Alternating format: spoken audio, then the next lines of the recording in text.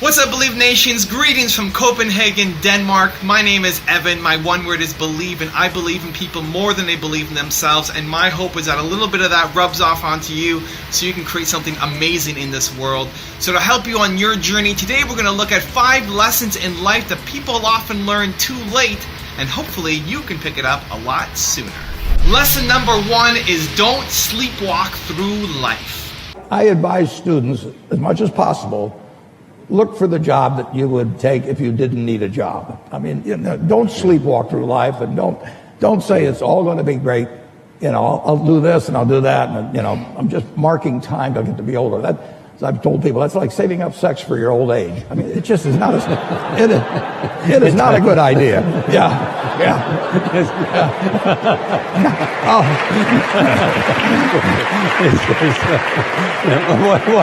What are you urging them to do? I'll explain it. Just what I'm talking about.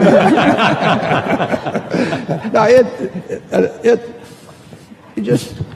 you really want to be doing what you love doing, and you can't necessarily find it on your first job. Right. But don't give up before you find it. Lesson number 2, live life without fear. If there was one concept that I would suggest to people to take a daily confrontation with, is fear. The problem with fear is that it lies, right? So fear tells you, hey, if you say that to that girl, she's going to know she has you, and she'll never really be attracted to you if she knows how much you attracted to her. Don't say that. No, how we get her is when she walks by, ignore her. Right, it's a it's like pop it on your shoulder. Fear tells you dumb shit like that, right? So for me, the daily confrontation with fear has become a real practice for me since about three years ago. I went skydiving in Dubai, right? And skydiving is a really interesting confront with fear, right? So I gotta stand up. I'm sorry, I gotta stand up. All right. So all your friends, what happens? You go out. I dropped my thing. So what happens is you go out the night before, and you take a drink with your friends, and somebody says, "Yeah, we should go skydiving tomorrow." And you go, "Yeah, we'll go skydiving tomorrow." Yeah. And you go, "Yeah," and everybody goes, "Yeah," right? And you go home and you by yourself. You're like, right? You're like, well, yeah, I mean, they was drunk too. Right, so maybe they not, maybe, I mean, we don't have to go. We don't have to do it. So then that night you're laying in your bed and you just keep, and you're terrified. You keep imagining over and over again jumping out of an airplane, and you can't figure out why you would do that, right? And you're laying there and you have the worst night's sleep of your life, but you still have the hope that your friends were drunk, right? So you wake up the next day and you go, down, and you say where you were going to meet, and everybody's there. You're like, oh, all right, cool, right? So you get in the van, and you don't know that your friends had the same night that you had, because they're pretending like they didn't. They're like, yeah, man, my uncle's a Navy SEAL, and this is going to be great. I've been looking forward to this. And you're like, oh my God. And your stomach is terrible. You can't eat and everything, but you don't want to be the only punk who doesn't jump out of this airplane. So you get there, and then you have this safety brief. And you're standing there, and the guys will tell you, well, if the chute doesn't open, what's going to happen is you're doing, well, why the hell, what could happen? That the chute wouldn't open, right?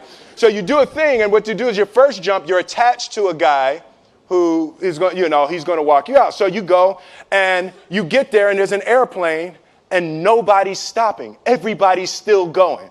So you get onto the airplane, and you're sitting there, and it's extra because you're sitting on some dude's lap, some stranger. You're sitting on his lap, and it's like, you trying to make small talk. Yeah, man. So you be jumping with people all the time, huh? Right? So, and then you just want to make sure, you got kids, right? You got people you need to see, right?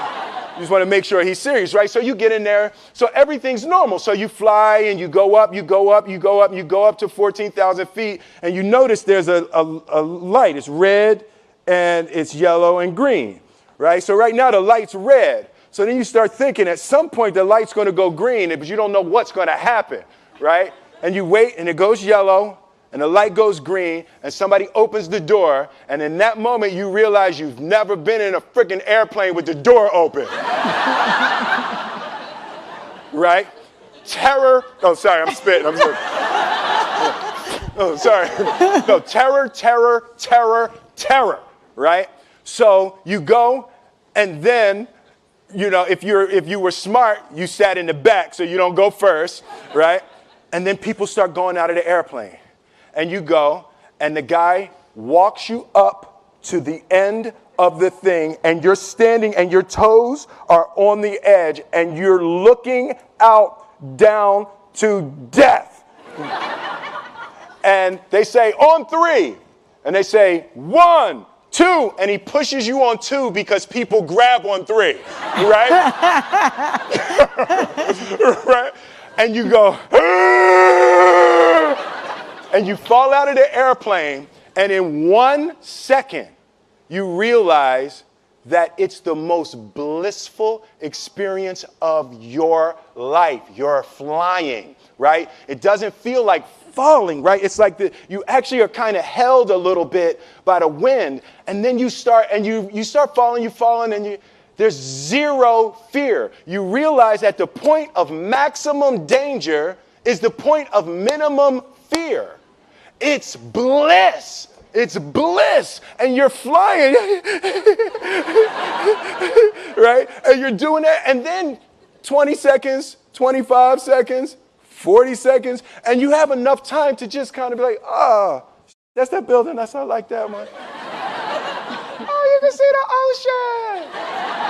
Right? You start doing all of that. And the lesson for me was, why were you scared in your bed the night before?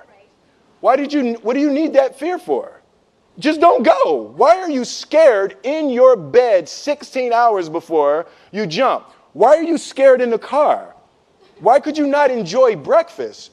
What did you need that? The fear is fear of what? You're nowhere even near the airplane. Everything up to the stepping out, there's actually no reason to be scared. It only just ruins your day.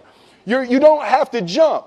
And then in that moment, all of a sudden, where you should be terrified is the most blissful experience of your life. And God placed the best things in life on the other side of terror. On the other side of your maximum fear are all of the best things in life. Lesson number 3, stop complaining.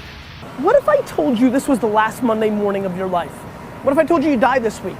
Would you complain about your crap job or that test you don't want to take? I doubt it. You would go much higher level thinking. Well, that's really what it takes. It takes understanding that if you're not pumped right now, if you're begrudging what you're about to do, if you're not looking forward to it, look, I respect practicality. You gotta go through school because your parents want to. You gotta pay your rent. You got student loans. I get it. But please recognize the world we're living in. We're living in a world where there's so much more opportunity. This internet thing created way more opportunity for all of us. Way more. I mean, look, you might not even be alive. Like, your mom and dad could have had sex like 3 minutes later and you wouldn't even exist, and you're complaining. You could have ended up being a bus, a tree. I just don't get the mentality of being head down sad on a Monday morning. I'm gonna make Monday morning my I'm gonna make you Saturday Monday morning. That's what I wanna do every morning, and that's what I want from you. Please, take a step back and think about how awesome it actually is. And then recognize that you can attack the world in a totally different way because you were lucky enough to be born during this era. Lesson number 4, know your destination. Imagine we're standing in a big empty room, right? And we're standing in one corner, and I give you a simple instruction. I want you to go to that corner in a straight line, right? Off you go, no big deal, right? Without telling you, I slip a chair in front of you. What do? You go around the chair. Now you just disobeyed what I told you to do. I told you to go to that corner straight line. But this is the amazing things about human beings, which is when we're given a clear destination, we use our own creativity and our own sense of innovation and our own problem-solving abilities to overcome obstacles to get to the destination. In other words, the destination is more important than the route, right? We are flexible about the route. We are obsessed with the destination. Reset. We're standing in the corner together, and I give you a simple instruction. Go somewhere in this room in a straight line. And you say to me, well, where do you want me to go? I'm like, I don't know. You're smart. Figure it out. Go in a straight line. And so you pick a point, and you start walking. And without telling you, I put a chair in front of you. And what do? You come to a grinding halt. And I say, what did you stop for? You go, well, you put a chair in front of me. Or you'll make a sudden turn and go in another direction, right? And this is the problem. It's the same obstacle. The difference is when you have a clear destination, the obstacles become easy to overcome. When you don't have a clear destination, you keep coming to a grinding halt. And what we do in our companies is we're counting the steps we're taking along the route, but we're never looking at the destination, right? So a company says, made $1 million this year, we were only planning on making 800,000. Like we took 10 steps, we're only planning on taking 8. Where are you going? No clue, right? We count the steps. And so the point is that people want to feel that the effort that they're exerting actually are moving somewhere. And so successful measurement, successful recognition is not just for the steps you take. It's not just for the effort. It's that the effort you exerted moved us closer to where we're trying to get to. And that get to should be some crazy ideal. My ideal is to live in a world in which the vast majority of people wake up every single morning, inspired to go to work and fulfilled by the work that they do. And the couple of measurements that I use are if the book is selling, and by the way, people ask me, how many have you sold? I have no clue. I've never asked the publisher because I don't care. I really don't care how many I've sold. What I care about is the Amazon rankings and that those are going steady or up and not plummeting, because that means other people, right? Because I don't have a publicist, I don't have a marketing strategy on purpose. I didn't hire one of those companies to sell the book for me. And the reason is because I'm not interested in book sales. I'm interested in the spreading of an idea. And so I just use that as a metric to help me understand, am I sort of marching because the more I preach, is it resonating? And so you have a couple of these imperfect measurements that help you understand, are you going along the way? So it's not just great effort, look what you achieved, because that's what we're doing now. Right? Our goal is to increase top-line revenues by $50 million. For what reason? Right? Which is, we have to know the destination, and then we say, amazing. You took us that much closer. And if we go to the right, it's because we were overcoming an obstacle. If we hadn't gone to the right, we would have been stuck forever. Thank you. It's not always straight lines. It's not always straight lines. But it's in one direction. She's pulling the cane out. And lesson number 5, enjoy life. I'm not sure about that in the future I would dictate, I would be stupid. That's why I should retire early when I'm young. That is why I have a lot of things that I dream I want to do. I want to do philanthropy, I want to be a teacher, I want to go back to school, I want to do the environment. And the world is so wonderful. Why should I be the CEO of Alibaba all the time? I'm coming to this world not to work. I want to come to this world to enjoy my life. I don't want to die in my office. I want to die on the beaches.